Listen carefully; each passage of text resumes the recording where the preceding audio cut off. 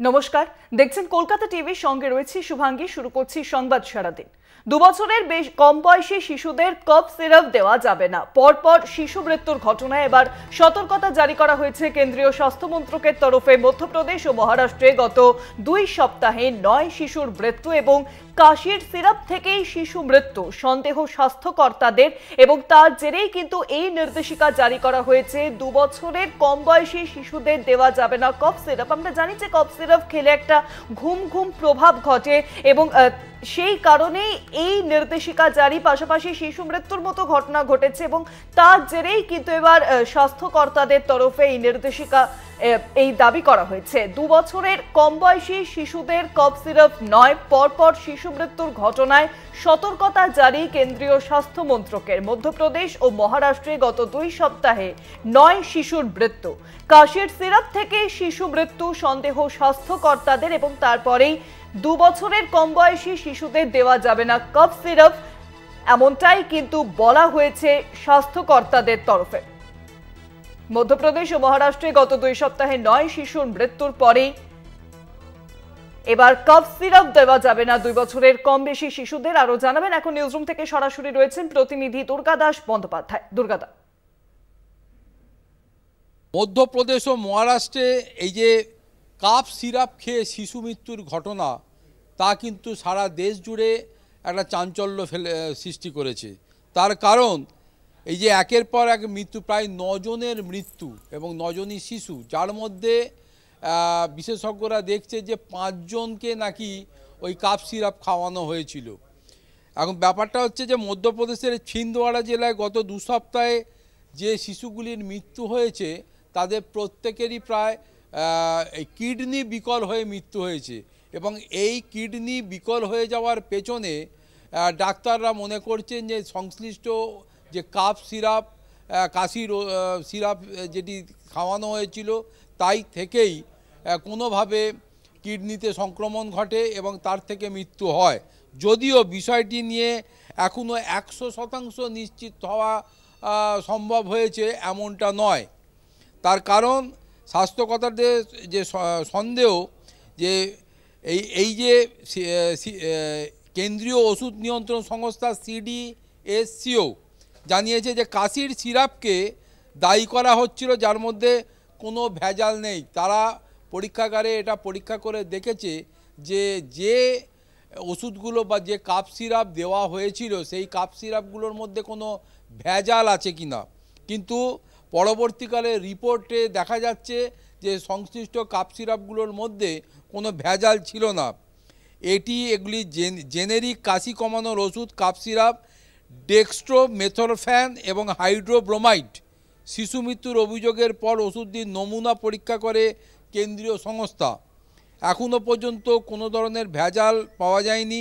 Syrup থেকে বিষক্রিয়ার অভিযোগও ভিত্তিহীন বলে প্রাথমিকভাবে তাদের অনুমান। মধ্যপ্রদেশের স্বাস্থ্য দপ্তরের 5 সদস্যের এক তদন্তকারী দল যেটা গঠন করা হয়েছে যে এই মৃত্যুর পেছনে কী কারণ, এর কোনো ভেজাল আছে কি না, বা এতে যে ধরনের যে এই কম্পোনেন্টস ইউজ করা হয়েছে সেগুলো কোনোভাবে বাচ্চাদের মধ্যে কিডনি, লিভার বা এই জাতীয় কোনো কিছু ফেলিওর হওয়ার তা থেকে সম্ভাবনা আছে কি না, এই বিভিন্ন দিক খতিয়ে দেখার জন্য একটা 5 সদস্যের তদন্তকারী দল গঠন করা হয়েছে। এবং কোম্পানির মোট 660টি ভায়েল কোল্ড ড্রিপ সিরাপ চেন্নাইয়ের একটি সংস্থার কাছ থেকে কেনা হয়েছিল বলেও প্রাথমিকভাবে পুলিশের কাছ থেকে জানা গেছে, যার মধ্যে 594টা ভায়াল জব্বলপুর থেকে পাঠানো হয়েছিল হিন্দওয়ারায়। অতএব কোথা থেকে ওষুধ এসেছিল, কোথায় ম্যানুফ্যাকচারিং হয়েছিল, কত কার্টুন বা কত ভায়েল এসেছিল, সমস্ত রিপোর্টই কিন্তু এসেছে। 16টি ভায়োলের ইতিমধ্যেই নমুনা পরীক্ষার জন্য পাঠানো হয়েছে ভূপালের সেন্ট্রাল ল্যাবে। এদিকে কাটারিয়া ফার্মা ডিস্ট্রিবিউটরের বিরুদ্ধে ইতিমধ্যেই মামলা দায়ের করা হয়েছে জব্বলপুরের ওমতি থানায়। অতএব এই যে ঘটনা, তাতে কিন্তু একটা FIRও দায়ের করা হয়েছে। এদিকে আগাম সতর্কতা হিসাবে তামিলনাড়ু সরকারের ওষুধ নিয়ন্ত্রণ সংস্থা কোল্ড ড্রিপ কাপ সিরাপ রাজ্যে বিক্রি বন্ধ করে দিয়েছে। অতএব এই ধরনের ঘটনা ঘটার সাথে সাথে তামিলনাড়ু সরকারের ওষুধ নিয়ন্ত্রণ সংস্থা এই কোল্ড ড্রিপ কাপ সিরাপ সেটি কিন্তু এর বিক্রি বন্ধ করে দেওয়া হয়েছে। কোনো ওষুধ বাজারে বেরোবে না বলেও জানিয়ে দেওয়া হয়েছে। মধ্যপ্রদেশ ও রাজস্থানের ঘটনার পরিপ্রেক্ষিতেই এই সিদ্ধান্ত বলে জানা গেছে। অতএব এই যে বিষয়টা, অর্থাৎ কাপ সিরাপকে কেন্দ্র করে এবং কাপ সিরাপ নাকি ইউজ করার ফলে বা কাপ সিরাপ খাওয়ার পরেই এই যে 9 জন শিশুর মধ্যে 5 জনের কাপ সিরাপের খাওয়ার ফলে তার কিডনি এফেক্টেড হলো, এই বিষয়টা কিন্তু মনে রাখতে হবে এখনও পর্যন্ত 100% প্রুভড নয় যে সংশ্লিষ্ট কাপ সিরাপেই বা কাপ সিরাপ খাওয়ার কারণেই ওই বাচ্চাগুলির কিডনি বিকল হয়েছে কিনা। তবে প্রাথমিকভাবে মনে করা হয়েছে যেহেতু 5 জন শিশুকেই ওই সংশ্লিষ্ট কাপ সিরাপটি খাওয়ানো হয়েছিল এবং তারপরেই কিন্তু এই খাওয়ার পরেই যেহেতু তাদের কিডনি বিকল হয়ে যায়, তাই প্রাথমিকভাবে এটা অনুমান করা হয়েছে যে কাপ সিরাপ থেকেই এই ধরনের ঘটনাটি ঘটেছে। যদিও পরবর্তীকালের যে ভায়েলগুলো আছে তার রিপোর্ট আসবে, এর মধ্যে ভেজাল বা কম্পোনেন্টসগুলো সঠিক কিনা বা ম্যানুফ্যাকচারিং কোনো ডিফেক্ট আছে কি না, এই বিষয়গুলো উঠে আসবে।